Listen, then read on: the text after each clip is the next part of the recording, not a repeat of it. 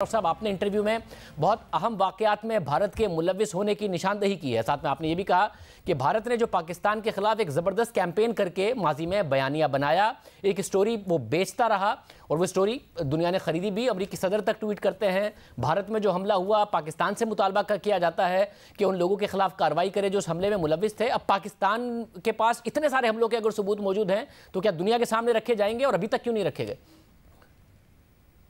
शुक्रिया शाहजेब। देखें, दो बातें। पहले तो जो आपने पहली बात की है ना, वो बहुत अहम है और ये बात दुरुस्त है। मैंने तो इंटरव्यू पे भी कहा, मैं खुद अमेरिका में देखता था वहां बैठ के कि भारत आता था अपना वो नैरेटिव लेके और उसी तरह अमेरिकन उठा के कोई और उठा के उसको चला देता था। एक यक तरफा नैरेटिव था और उस वक्त को 9/11 के बाद एनवायरनमेंट ऐसी थी, हर चीज को दहशतगर्दी कह रहे थे। हालांकि कश्मीर की वायलेंस तो दहशतगर्दी हो ही नहीं सकती, वो इंडिजिनस वहां से अगर कोई चीज है वो तो यूएन जनरल असेंबली जो है उसकी रेजोल्यूशन उसके साथ खड़ी होती है। बहरहाल देखिए, अब हमने एक फैसला करना है आज के दिन। ये मैं करण थापड़ साहब को बार बार कह रहा था और 75 मिनट, उन्होंने 45 मिनट कहा, 75 मिनट इंटरव्यू किया, लेकिन वो एक चीज भी आज की और अगले आने वाले कल की नहीं बात कर सके। 20 साल पहले, 15 साल पहले, और वो भी मन घड़त।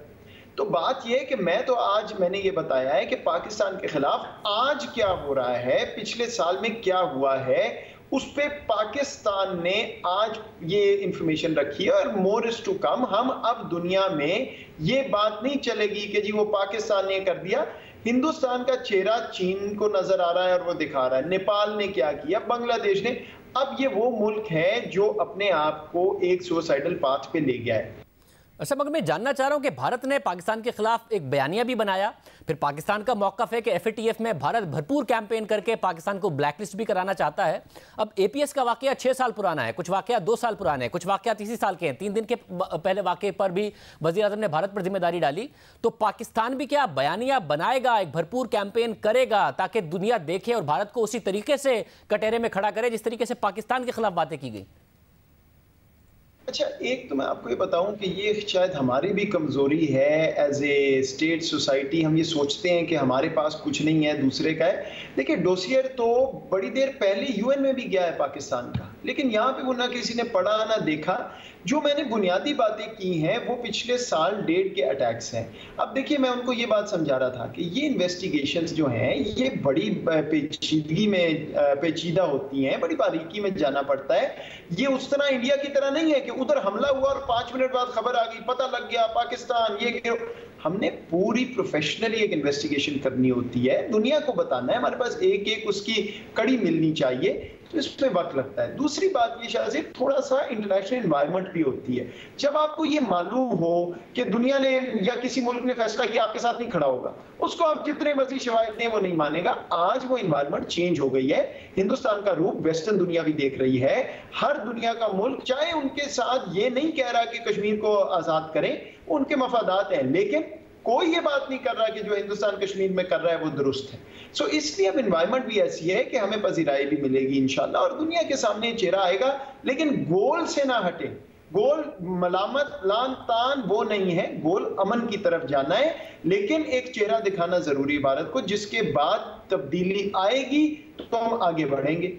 ये मस्बत बात है, पाकिस्तान एक दफा फिर अमन की बात कर रहा है, मगर मैं जानना चाह रहा हूँ जैसे अक़वाम मुत्तहिदा में अगर हमने डोजिया दिया तो दुनिया ने वैसे ही क्यों नहीं भारत के खिलाफ रिस्पॉन्ड किया? भारत पर वही दबाव क्यों नहीं डाला गया? हमारी सिफारतकारी कमज़ोर होती है या हमारे सबूत कमज़ोर होते हैं? हमारे दोस्त ममालिक सऊदी अरब, मुत्तहिदा अरब अमारात, वो भारत पर वही दबाव क्यों नहीं डालते इन दहशतगर्दियों के हवाले से जिनके हमारे पास सबूत मौजूद हैं? शायद देखिए, मैं पहले की बात नहीं करूंगा, ना कर सकता हूं। आपको मालूम है मैं तो सिस्टम में उस वक्त नहीं था। मैं सिर्फ आपको ये बता सकता हूं कि जो हमारे सामने आज शवाहिद हैं वो क्रिस्टल क्लियर हैं। उसमें किसी किस्म का कोई इबाहम किसी को नहीं होना चाहिए कि वो कितने ज्यादा मजबूत हैं। और क्योंकि वो मजबूत हैं, क्योंकि हमें पता है ये हुआ है और माजरत के साथ दुनिया को भी मालूम है, बात नहीं करते थे, अब इट इज इररिफ्यूटेबल और इंशाल्लाह ये हम सामने रखेंगे। लेकिन हम बार बार यही बात कर रहे हैं कि भाई हिंदुस्तान ने तो अपना चेहरा ही तब्दील कर लिया। चले पाकिस्तान की बात ना माने, चीन को देख लें, नेपाल को देख लें, बांग्लादेश को, कोई रह गया पीछे? मतलब हिंदुस्तान अमेरिका का एलाई अपने आप को अब कहता है। जो हमारा वहां पे एससीओ की मीटिंग में मैं मौजूद था, आपको पता है, आपने कवर किया, जो नक्शे का सारा मसला हुआ था, आपका ख्याल है वो नक्शे के वजह उठ के गया था? क्या नक्शे की वजह से वो रूस की भी बॉयकॉट करके गया था? वो क्यों उठे थे? वो एससीओ को स्नब कर रहे थे। क्यों? क्योंकि वो किसी और की बिडिंग कर रहे हैं, 10,000 मील दूर बैठे हुए मुल्क की। तो जब ये एक मुल्क का हाल हो, दूसरी तरफ वो कहे जी मैं नॉन अलायंड हूं, और ये दुनिया को अब चेहरा नजर आएगा।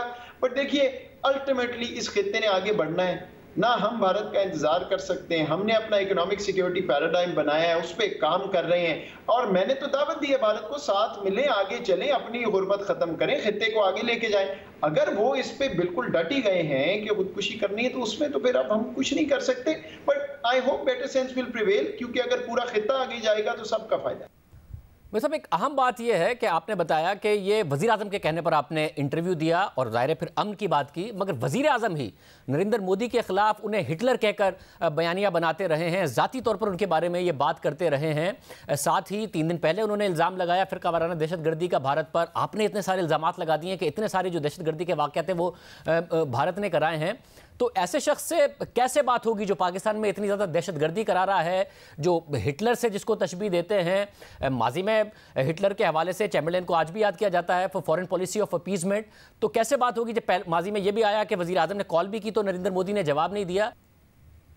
शाहजेब, आई होप आज आप आज के इंटरव्यू को अपीजमेंट नहीं कह रहे, बिकॉज देखिए बिल्कुल दो टोक बात हुई है। बल्कि करण थापड़ ने 2-3 दफा कहा जी अनकंफर्टेबल नहीं थी, कैंडिड थी। उनको ये ख्याल नहीं है कि इस तरह की बात पाकिस्तान से आएगी। उनका ख्याल है कि वो एक तरफा बयानिया चलता रहेगा, और इसीलिए ये बार बार बात होती है कि हम खड़े हैं मौक़िफ़ पे जो प्रिंसिपल है। तो ये बात नहीं है कि हिटलर के साथ अपीजमेंट है। देखिए, मैं आपको एक और चीज़ बताऊं, आज आप हिंदुस्तान के अंदर देख लें, जो सेंसिबल वॉइसेस हैं, ठीक है उनकी वो स्पेस नहीं है, वो ख़त्म कर दी इस हुकूमत ने अभी तक, लेकिन उनके थिंक टैंक्स आहिस्ता आहिस्ता खामोशी से क्या बात कर रहे हैं, वेरी इंटरेस्टिंग। वो ये कह रहे हैं कि जी चीन से मामला ख़राब हो गया है, चीन के तो हम मुकाबला अभी नहीं उस तरह कर सकते, पाकिस्तान से मामला ठीक करें ताकि एक फ्लैंक कवर्ड हो। तो वहां भी ये सोच समझ आ गई है उनको कि इस तरह मामला आगे नहीं चलेगा, अपने पैर पे कुल्हाड़ी मार के। तो वही मैंने कहा कि इंशाल्लाह better sense I hope will prevail, सबका फायदा है। अगर नहीं करेगा तो हमारा हदफ क्लियर है, economic security, connectivity, regional piece, जो हम उसमें कर सकते हैं वो करेंगे। और वी विल होप कि बाकी जो मुल्क अभी तक दूसरी तरफ जा रहे हैं वो सामने आ जाए। वज़ीर आज़म साहब ने तो पहले दिन से कहा हुआ है, यू टेक 1 स्टेप, हम 2 ले लेंगे। अब वो स्टेप क्या, वो तो भागना शुरू हो गए दूसरी डायरेक्शन में। तो पहले रुकेंगे, किबला सीधा करेंगे, आएंगे, वक्त लगेगा, लेकिन हम बहरहाल तैयार हैं अगर वो कंडीशंस को पीस मीट हो जाती हैं, जिसका सेंटर पीस इज कश्मीर। और ये हमेशा कहते थे जी हम दहशतगर्दी की बात करते हैं, पाकिस्तान भागता है। मैंने आज बिल्कुल खुल के कहा है कि पाकिस्तान 2 बातें करना चाहता है, कश्मीर और दहशतगर्दी। जो हिंदुस्तान हम पे दहशतगर्दी कर रहा है और जो कश्मीरियों के साथ वहां सलूक हो रहा है। और ये रियासत का पर्सपेक्टिव है, मोईन यूसुफ का पर्सपेक्टिव तो नहीं है। तो ये अच्छी बात है कि पाकिस्तान अमन की बात कर रहा है, मगर साथ में एक और बात बताइएगा, आप ज़ाहिर माजी में लिखते भी रहे और अब आप हुकूमती पोजीशन पर हैं, ज़्यादा मालूमात रखते हैं। पाकिस्तान में हमने पिछले 30-40 साल में देखा है कि दहशतगर्दी, फ़िरक़ावारियत के हवाले से हमारे कुछ इंटरनल कॉन्फ्लिक्ट्स हैं, हमारी कुछ अपनी फॉल्ट लाइन्स हैं कि अभी हम उनका इदराक करते हैं और कहते हैं कि अंदरूनी मसला है और हमें इससे निमटना है ख़ुद, और कभी हम बैरूनी साजिश की तरफ इशारा करते हैं। क्या फ़िरक़ावारियत के हवाले से, दूसरे मामलात के हवाले से पाकिस्तान को इस बात का इदराक है, हुकूमत को इस बात का इदराक है कि हमारी ख़ुद अपनी जेन्युइन फॉल्ट लाइन्स हैं जिनको भारत या कोई और दुश्मन एक्सप्लॉइट करता है, हमें उन्हें भी एड्रेस करना है? ये सब कुछ बैरूनी साजिश के ऊपर डाला जा रहा है कि जी साजिश है और साजिश के तहत ये सब कुछ पाकिस्तान में हो रहा है। देखिए शाहजेब, जो मुल्क भी इंट्रोस्पेक्शन नहीं करता ना, या कोई इंसान भी गलतियों से नहीं सीखता, वो आगे नहीं जाता। तो हमें भी अपनी गलतियां, हर मुल्क गलतियां करता है, असल चीज़ होती है गलतियों से सीखना। तो बिल्कुल इसमें कोई शक नहीं, अगर हमारी कोई गलती है हमें सीख के ठीक करना चाहिए। लेकिन आज का मैं आपको बताऊं, क्योंकि अब मैं ऐसी पोजीशन पे हूं, पहले स्कॉलरशिप होती है, आप ओपन सोर्स से लिखते हैं, और मैं तो बड़ा क्रिटिकल लिखता रहा हूं, और यही इस मुल्क की खासियत है, यही इस रियासत की खासियत है, यही लीडरशिप की खासियत है कि मेरे जैसे नाचीज़ को, क्रिटिकल एक वॉइस को आपने यहाँ ला के बिठा दिया। अल्लाह ताला ने मेहरबानी की है, मौका दिया है। तो देखिए बात यह है कि इस वक्त मैं आपको बिल्कुल वसूख से कह सकता हूं कि शायद ही कोई सबवर्सिव एक्टिविटी है पाकिस्तान में बड़ी नौयत की, इंक्लूडिंग सेक्टेरियन, जिसमें भारत का कोई अमल दखल, डायरेक्ट, इनडायरेक्ट, प्रॉक्सी शामिल नहीं है। इसका ये मतलब नहीं है कि आप अपनी फॉल्ट लाइंस को ना देखें, अपनी चीजों को ठीक ना करें, अपने आप को मजबूत ना करें। बिल्कुल हमें इंट्रोस्पेक्ट करने की जरूरत है। दुश्मन भी आपकी कमजोरी का फायदा उठाता है ना। वैसे ये बिल्कुल दुरुस्त बात है कि वो फ़ायदा ना उठा सके दुश्मन हमारी कमज़ोरियों का, मगर क्या हम कोशिश कर रहे हैं? फ़िरका वाराना तकारीर पाकिस्तान में हुई, अभी पिछले दिनों हुई, बड़े बड़े जुलूस निकाले गए, उनमें हुई, सोशल मीडिया पे सारा का सारा मवाद मौजूद है। जिन शख्सियात ने वो तकारीर की वो भी आज़ाद घूम रही हैं। तो कराची से लेके इस्लामाबाद तक ये फ़िरका वाराना नफरत अंगेज़ी फैलाई गई, तो इसको कैसे एड्रेस करने की रियासत कोशिश कर रही है?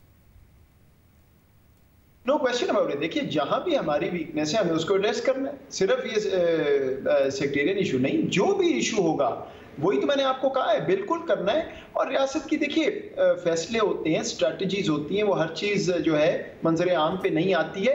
लेकिन मैं आपको ये गारंटी कर सकता हूँ कि ये जो फिरका वाराना इस वक्त मामलात हैं बिल्कुल हमारी नज़र में है, पूरी कोशिश हो रही है और इंशाल्लाह ये बहुत जल्द मामला जो है ये बिल्कुल आपको नज़र भी नहीं आएगा एज अ प्रॉब्लम। लेकिन मैं आपसे एग्री कर रहा हूँ, जो प्रॉब्लम नज़र आए बिल्कुल हमें उसको देख के दुरुस्त करना है, इसमें तो कोई शक ही नहीं।